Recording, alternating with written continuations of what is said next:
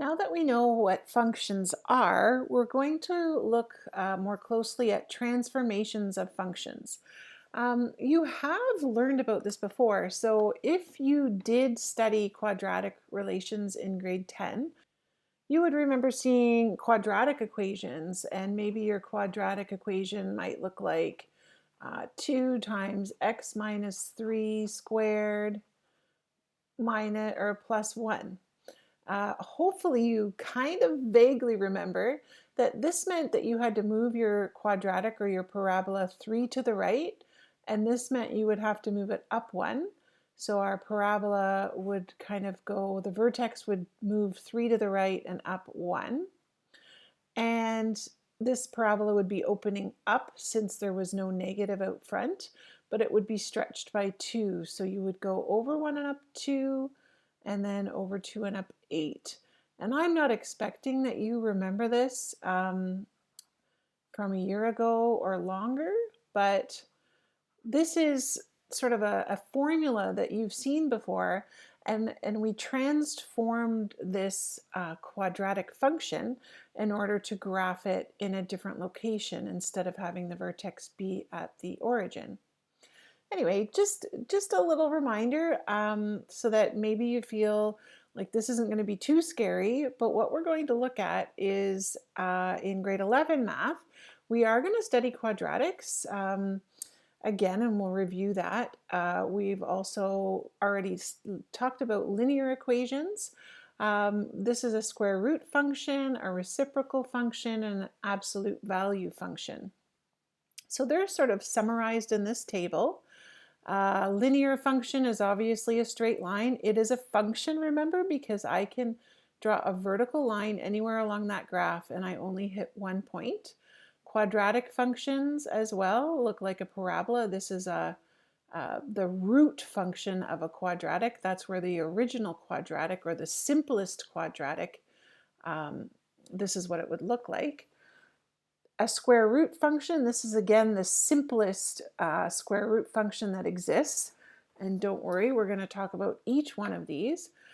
Reciprocal function, kind of different looking, but we're going to examine these as well. We're basically, for the new ones, we're going to do a lesson for each one. So don't worry all at once. We're not going to have to do this all today.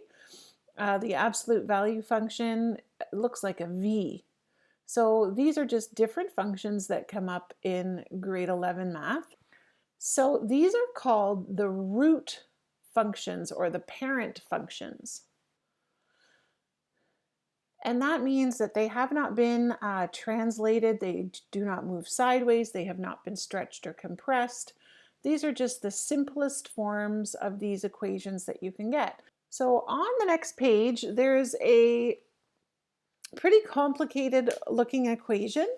You might feel like it's kind of familiar because you saw something like this when you studied quadratics. I just want to go over, for this function g of x, what all of these values would mean. So starting right off the bat, right here in front of the equal sign, if that has a negative, if there was a negative there, that means there's a reflection in the x-axis. So I might, on a scrap piece of paper, make a little note of this. I would definitely want to have this in front of me while I'm doing this work. The a value that comes next, this has also been discussed when you probably looked at quadratics in grade 10. That number is our vertical stretch or compression number. So if this value here is a 2, if the value is greater than 1, it's a vertical stretch. And you might remember if you had a fraction here like a half, that would be a vertical compression. So the parabola, let's say, if you were looking at parabolas, would be wider. If it was a vertical stretch, it would be more narrow. This f is just to represent the function, the function that we're speaking of. The k, so inside the brackets, this k value, now we move to horizontal stretches and compressions. The difference here with the horizontal stretch is that if you actually see a fraction, it's going to be opposite to what a vertical stretch. A horizontal stretch, you would have a fraction here as your k value. If you had a number like 2 that was larger than 1, that would represent a horizontal compression. But we will go over this. We will have lots of examples and we'll practice. But these are sort of opposites. When you see a fraction, it's actually going to be a stretch. As well, in front here, it could be negative. So if the value inside the bracket is negative, it means that you're going to have a reflection in the y-axis. And then the other two values that you see here, they're usually performed last. The d value is our horizontal translation, so we would move our graph horizontally. And the c value is our vertical translation, and we would move our graph up or down vertically. A horizontal translation is a tricky thing, and you might remember that. If I have a positive, I'm going to go left. And if I have a negative, I'm going to go right.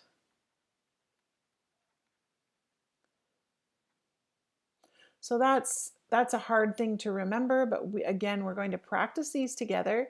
The c value for the vertical translation, if it's a +2, it does mean up 2, and a -2 would mean down 2.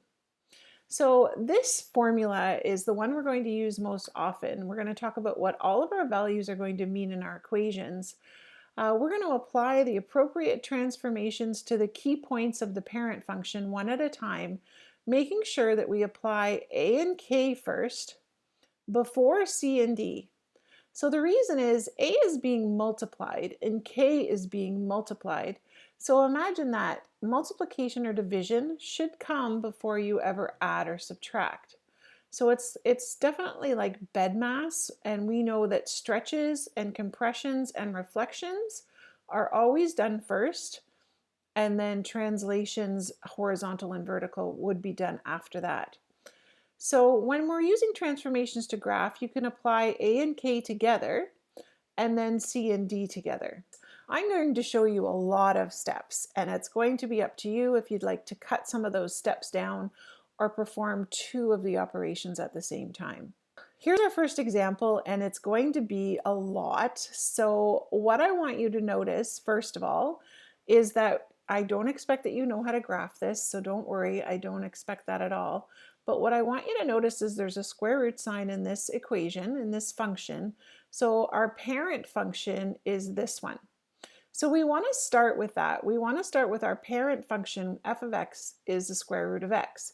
What we will do is always pick a few key points to use over and over again. So because values for the square root of x, so I'm just going to write that up here. This is going to be our parent function. Our values have to be greater, 0 or greater, because we can't find the square root of a negative number. So let's say our x values are going to be 0, and let's just use a couple. I can find the square root of 1. I might skip 2 and 3 because I can find the square root of 4. And then what's the next one? I can find the square root of 9. So it's up to you to pick some points, but these are typically when we're talking about the square root function. I know that if I sub 0 in here for x, the square root of 0 is 0. And the square root of 1, if I put a 1 in there, the square root of 1 is 1, and the square root of 4 is 2, and the square root of 9 is 3.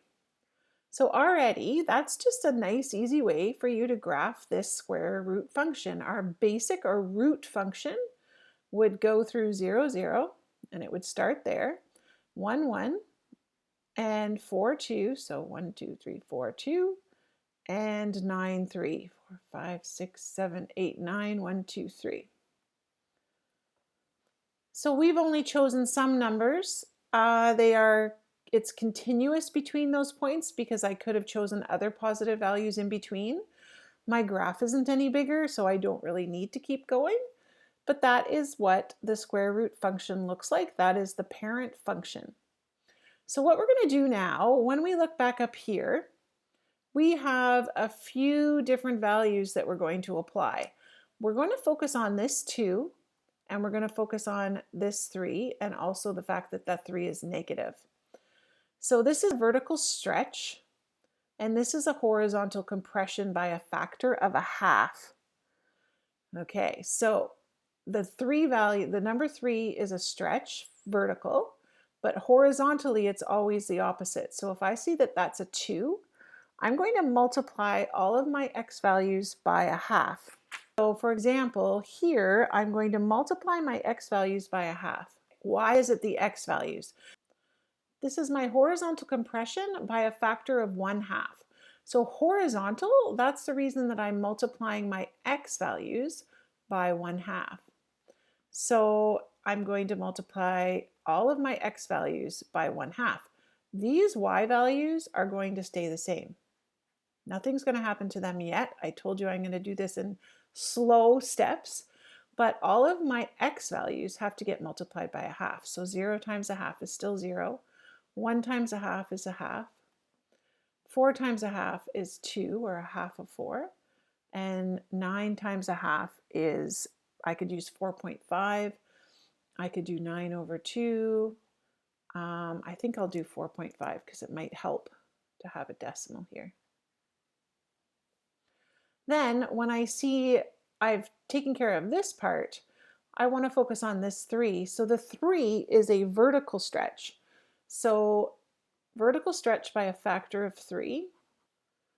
So I am going to multiply, if it's a vertical stretch, I'm going to multiply my y values by 3. So all of my y values from what I had here, my x values this time are going to stay the same. This way you can actually just see how I would do this, and this is how I would think it through. My x values are going to stay the same as they were the step before, but now my y values, I have to multiply them by 3. So 0 times 3 is still 0. 1 times 3 is 3. 2 times 3 is 6. 3 times 3 is 9. So I have new points. I'm slowly moving this function to a different location. I could have done this at the same time. I could have multiplied by -3. So this negative out here means that's a reflection in the x-axis. So what would happen, imagine a reflection in the x-axis. So if I had a graph this way, a reflection in the x-axis means my graph would now be down here. So what ends up happening is that the y values become negative. So I'm going to multiply my y values by -1. This is why I said we could have done it at the same time. I could have multiplied my y by -3 and I would have taken care of 2 things at once. So if I multiply 0 by -1, it's still 0. But 3 becomes -3, and this becomes -6 and -9. I just see a mistake on my sheet. The 2 should be out front of that bracket, and that's actually really important. I didn't notice that ever before.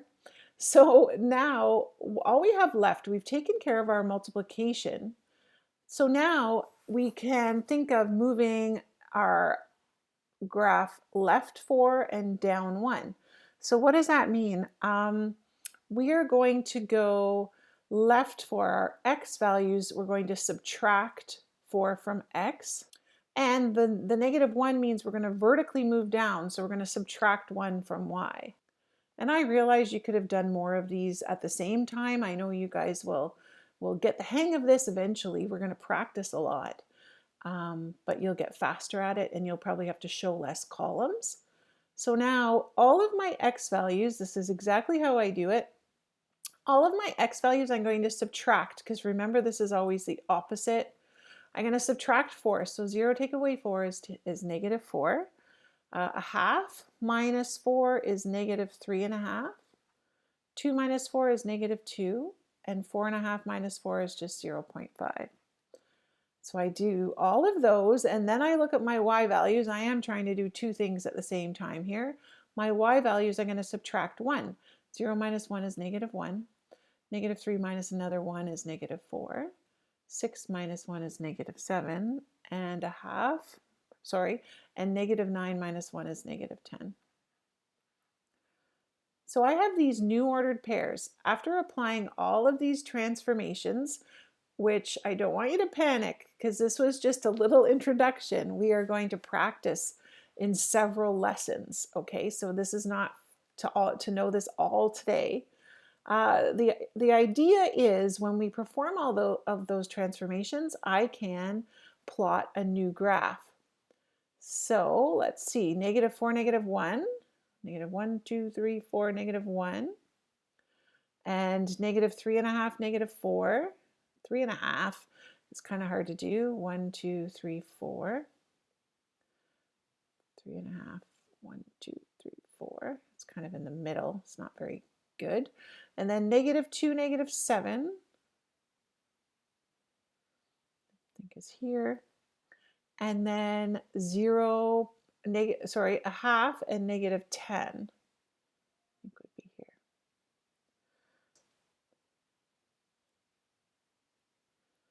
Our new graph would look like that. So this is our parent function. And this is our transformed function, g of x. Okay, so again, I'm not expecting that you could graph all of these right now. Maybe this would show us that we actually know a little bit about some of these graphs already. So let's see if there's any of these that you can recognize when we first look at them. I'm feeling like the easiest one I see right away is a quadratic because you might have seen this before. This means left 1 and up 4.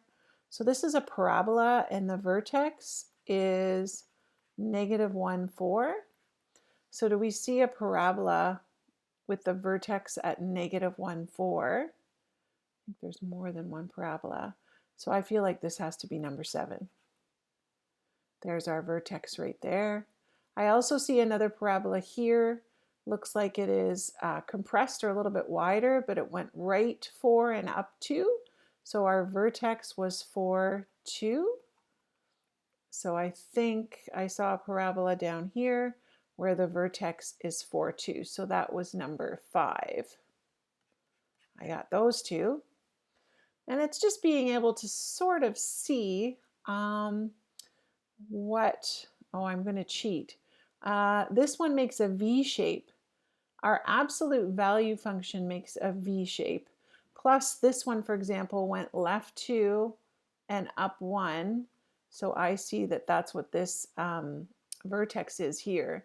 So I think D is probably number 2. Then what else? This here, when we see a shape like this, it's a reciprocal function where x is actually in the denominator. So I'm going to guess that this one here is number 6, because let's see about number 1. Something that I noticed about this one is that this graph has been moved down 2. So it's a reciprocal function that has been moved down 2. So normally it's using the x-axis as an asymptote, which we will talk about, but this one looks like it's been moved down, so to -2. So I think this one is probably number 1. And then we just have a few more. What are we missing here? We have these two. We have number 4 and number 3. This one I know, this still means to go left 2 and down 1, but this is important. It's reflected then in the x-axis. So if we look at this one, I'm just looking at this ordered pair here, so B I think is number 3. And then we're still missing F, and we have this point over here that's marked that's 4, 3. So when I look at going right 4 and up 3, those numbers might suggest that this one here is number 4. Okay, last example. If we had to write an equation, so remember what our formula is. And this f represents the function that we're speaking of. So for example, if it was a quadratic, we would need to have a squared symbol here. The function, if it's a square root function, we would need to have a square root symbol there. It's just what type of function that we're looking at. So if that's our formula, we are going to talk about these transformations applied in order to this reciprocal function. So 1 over x is our parent reciprocal function, or our root reciprocal function. If we had to do a horizontal stretch by a factor of 3, that would mean that, I'm gonna write that a little bit bigger. Since our variable's in the denominator here, our horizontal stretch is applied to our function. This time our function is a reciprocal function. So our horizontal stretch is applied to the x, but remember that that would actually look like 1/3. A horizontal stretch is the opposite of what a vertical stretch would look like.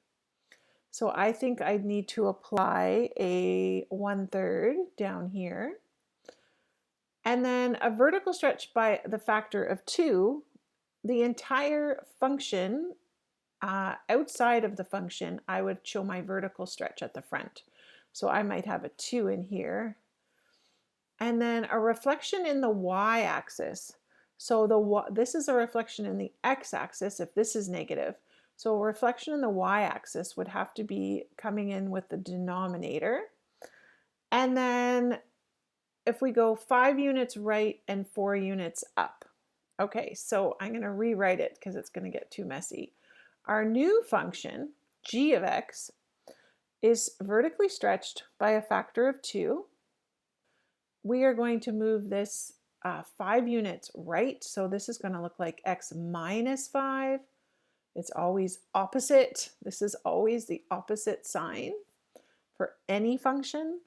And then if we're moving 4 units up, we would have a plus 4 at the end. This is what our function would look like. Or if you don't like how that 2 is sitting out front, you might also see the 2 written in the numerator, because it is equal to the same thing. It's equivalent, x minus 5, to what we wrote up above.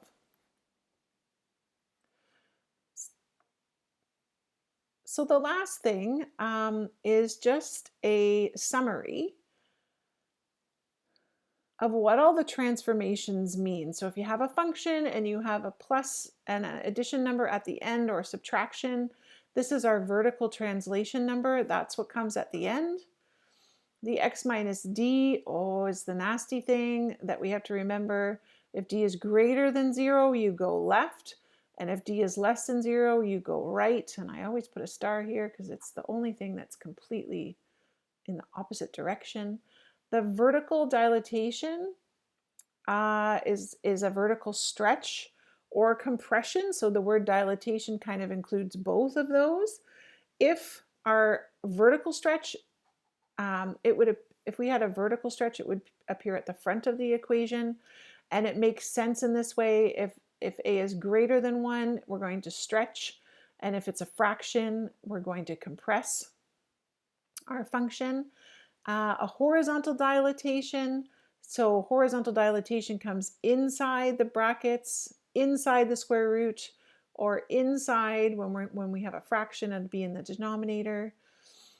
So how can I help there? If I had a function and then inside the brackets I had a 2x, I know that that would be a horizontal compression by a factor of 1/2. Or we would multiply our x values by 1/2.